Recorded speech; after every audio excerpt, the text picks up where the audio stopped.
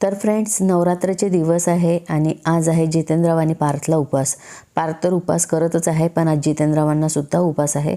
त्यासाठी मी करणार आहे साबुदाण्याची उसळ आणि साबुदाण्याची खीर. ते इथे डाळिंबसुद्धा सोलून ठेवलेली आहे मी, आणि खीर आमच्या इथे प्रचंड आवडते. आणि त्यानंतर मी जाणार आहे गरबा खेळायला.